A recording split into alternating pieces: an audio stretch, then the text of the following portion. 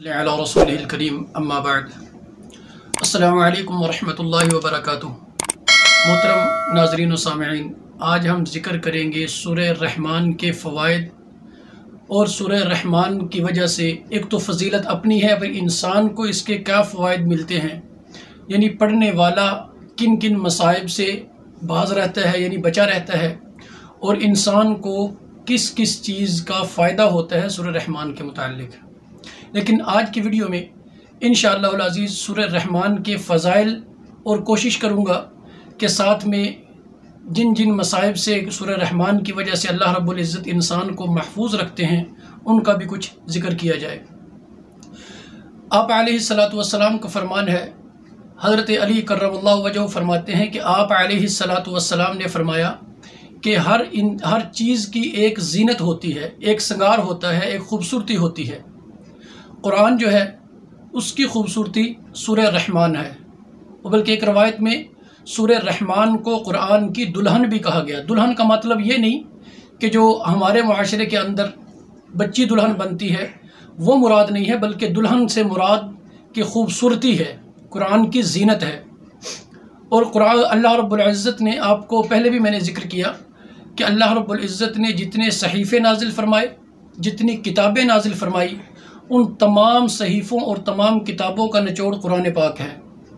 और फिर कुरान पाक का निचोड़ बिस्मिल्लाहिर्रहमानिर्रहीम में है, जैसे हज़रत अली कर्रमल्लाहु वजहहू की रवायत है। और बिस्मिल्लाह का निचोड़ जो है वो बिस्मिल्लाह की जो बा है उसमें है। अब जो इतनी आला और मुक़द्दस किताब है उसकी ज़ीनत जो है उसको ख़ूबसूरती बख्शने वाली सूरह रहमान है। और इसकी ख़ासियत एक ये भी है कि इस सूरह के अंदर अल्लाह रब्बुल इज़्ज़त ने लफ्ज़ अल्लाह को ज़िक्र नहीं किया। इसकी वजह मुफस्सिरीन फरमाते हैं कि पूरी सूरत में, यानी इतनी बड़ी सूरत हो और लफ्ज़ अल्लाह शायद ही किसी सूरत में आया हो। इसके अलावा यानी इस सूरत के अंदर लफ्ज़ अल्लाह नहीं है। इसके अलावा जो सूरतें हैं तो मेरे ख़्याल से कोई ऐसी सूरत नहीं है जिसमें लफ्ज़ अल्लाह ना आया हो। अब इसकी वजह मुफस्सिरीन ने लिखी है कि लफ्ज़ अल्लाह के अंदर अल्लाह की हर सिफ़त आ जाती है, यानी अल्लाह का ज़ाती नाम है, उसके अंदर अल्लाह की तमाम सिफ़ात आ जाती हैं। उसमें अल्लाह रब्बुल इज़्ज़त की सिफ़ात रहमान और रहीम भी है, और उसी में अल्लाह में ही अल्लाह रब्बुल इज़्ज़त की एक सिफ़त जब्बार और क़हार भी है। यानी अल्लाह रब्बुल इज़्ज़त ने इस सूरह का नाम, इस पूरी सूरत में अपना नाम ज़िक्र ही नहीं किया, बल्कि सूरह का नाम भी जो दिया अल्लाह रब्बुल इज़्ज़त ने अर्रहमान दिया कि सूरह रहमान। रहमान का मतलब उलमा बयान फरमाते हैं कि जो रहमत की जहाँ इंतहा हो जाए, कि जिसकी रहमत के समंदर जो है वो ठाठे मारता हो, उसको रहमान कहा जाता है। तो और अल्लाह रब्बुल इज़्ज़त ने इस सूरह मुबारका के अंदर 4 दावे फरमाए हैं। जैसे इब्तदा के अंदर है कि अर्रहमान, पहला दावा अल्लमल कुरान, दूसरा दावा खलक़ल इंसान, तीसरा दावा अल्लमहुल बयान। ये 4 दावे अल्लाह रब्बुल इज़्ज़त ने बयान फरमाए हैं। और फिर अल्लाह रब्बुल इज़्ज़त ने 31 मरतबा इस सूरह मुबारका के अंदर 31 मरतबा फ़बी आलाइ रब्बिकुमा तुकज़्ज़िबान, अगर मैं आम अल्फाज में कहूँ तो अल्लाह रब्बुल इज़्ज़त ने 31 मरतबा शिकवा किया है जिन्नों इंस से कि तुम अपने परवरदिगार की कौन कौन सी नेमत को झुठलाओगे। बल्कि एक रवायत के अंदर आता है कि आप अलैहिस्सलातु वस्सलाम ने सहाबा इकराम रिज़वानुल्लाहि तआला अलैहिम अजमईन के सामने जब सूरह की तिलावत की, यानी सूरह रहमान की, तो सहाबा इकराम खामोशी से सुनते रहे। लेकिन आप अलैहिस्सलातु वस्सलाम ने सूरह मुकम्मल करने के बाद फरमाया कि तुमसे बेहतर जवाब देने वाले जिन्नात हैं।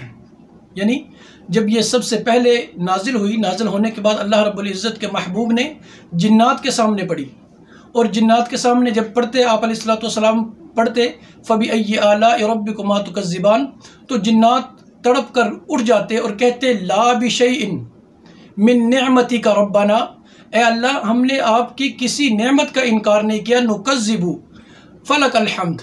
यानी हर फ़बी आला के बदले में जिन्नात ये जवाब देते कि ला बिशैइन मिन निअमतिका रब्बना नुकज़्ज़िबु फ़लकल हम्द, कि या अल्लाह हमने आपकी किसी नेमत को नहीं झुटलाया, किसी नेमत का इनकार नहीं किया, हम तो आपकी तारीफ़ करते हैं। और मुफस्सिरीन फरमाते हैं कि ये सूरह ऐसी है कि जिसको जिन्नात अपनी सूरत कहते हैं। वैसे तो आज तक हम सुनते आए हैं कि सूरह जिन जो है वो है, लेकिन सूरह जिन जिन्नात के मुताल्लिक़ है, और सूरह रहमान जिन्नात कहते हैं कि ये हमारी सूरत है। और आप देखें जो आमिलीन हजरात हैं, अगर किसी ने तजर्बा किया है तो वो बेहतर जानता है, अगर नहीं किया तो जब भी किसी मरीज़ के अंदर जिन्नात की हाज़िरी होती है तो उसे सूरह रहमान का पूछने के बाद उसे सूरह रहमान का वास्ता दे, तो वो इंशाअल्लाह जब जाएगा तो हमेशा के लिए जाएगा। तो अल्लाह रब्बुल इज़्ज़त ने इसकी बड़ी फजीलत रखी है। ये मुख्तसर जिक्र कर रहा हूँ। और इंसान को यानी पढ़ने वाले को फ़ायदा क्या होता है, बल्कि एक और हदीस मुबारक ज़हन में आई। आप अलैहिस्सलातु वस्सलाम ने फरमाया कि जब जन्नती जन्नत में चले जाएंगे तो अल्लाह रब्बुल इज़्ज़त की करोड़ों नेमतें होंगी। इंसान तसव्वुर नहीं कर पाएगा कि जितनी अल्लाह रब्बुल इज़्ज़त उनको नेमतों से नवाजेगा। तो तमाम नेमतों के बावजूद वो अल्लाह रब्बुल इज़्ज़त पूछेंगे किसी और चीज़ की ज़रूरत है, तो फरिश्ते चुपके से इंसानों को कहेंगे कि आप अल्लाह रब्बुल इज़्ज़त से सूरह रहमान की तिलावत सुने। तो अल्लाह रब्बुल इज़्ज़त फिर जन्नतियों को सूरह रहमान अपनी ज़ुबान मुबारक से सुनाएंगे। यानी अल्लाह रब्बुल इज़्ज़त जन्नतियों को यानी ईमान वालों को ये एजाज़ भी देंगे, अपना दीदार भी, और सूरह रहमान जो है अल्लाह रब्बुल इज़्ज़त ख़ुद बयान फरमाएंगे, ख़ुद पढ़ेंगे, ख़ुद तिलावत फरमाएंगे, और जो जिसको जन्नती सुनेंगे तो इसके पढ़ने वाले को एक तो अल्लाह रब्बुल इज़्ज़त का कुर्ब नसीब होता है, क्योंकि इसके अंदर अल्लाह रब्बुल इज़्ज़त ने 94 इनामात रखे हैं, 94 इनामात रखे हैं, 4 दावे हैं। फिर अल्लाह रब्बुल इज़्ज़त ने इन सूरह मुबारका के अंदर अजीब तरह से इंसानों पे शिकवे किए हैं। अल्लाह रब्बुल इज़्ज़त ने इस सूरह के अंदर अजीब तरह से कुरान के वो अल्फाज उतारे हैं कि बाकी तमाम कुरान के अंदर कोई भी सूरत, कोई रुकू ऐसा नहीं है जिसमें इस तरतीब से उतारे गए हों। तो इंसान जो पढ़ने वाला है उसको फ़ायदा क्या होता है। अब इसमें मुजर्रिबीन ने, उलमा ने, मुफस्सिरीन ने, औलिया अल्लाह ने कई चीज़ें लिखी हैं। फरमाते हैं कि जो इंसान बीमार हो उसके सामने पढ़ा जाए तो अल्लाह रब्बुल इज़्ज़त उसे शिफा अता फरमाते हैं। जो कोई मुसीबत में हो वो पढ़े, अल्लाह रब्बुल इज़्ज़त उसे मुसीबत से नजात अता फरमाते हैं। अगर कोई इंसान बे औलाद है, अगर वो पढ़ता है, अल्लाह रब्बुल इज़्ज़त उसे नेक और सालेह औलाद अता फरमाते हैं। अगर किसी को माली तंगी है वो पढ़े तो अल्लाह रब्बुल इज़्ज़त उसे माल से नवाजते हैं, वो इंसान माला माल हो जाता है। यानी जिस मकसद के लिए इंसान चाहे, जो ज़ाहिरी तौर पर दुनिया के अंदर इंसान हासिल करना चाहता है, या जिन परेशानियों से वो जान छुड़ाना चाहता है, जिन परेशानियों से बचना चाहता है, तो उलमा फरमाते हैं कि जब इंसान इसकी तिलावत करता है तो अल्लाह रब्बुल इज़्ज़त हर मुसीबत से, हर परेशानी से महफूज भी करते हैं। और अल्लाह रब्बुल इज़्ज़त जो वो नेमत चाहता है, और बल्कि मुफस्सिरीन लिखते हैं, उलमा लिखते हैं कि जो इंसान इस सूरह को पढ़ता है और वो दुआ नहीं करता, दुआ की ज़रूरत नहीं है, कि उसके दिल के अंदर जो चीज़ भी होगी या जो वो ख्वाहिश कर रहा है, यानी उसके दिल में ख्वाहिश है या उसके दिल में कोई परेशानी है या उस पर परेशानी आने वाली है या कल को उसके दिल में कोई ख्वाहिश पैदा होने वाली है, तो अल्लाह रब्बुल इज़्ज़त बिन मांगे उसको अता फरमा देते हैं।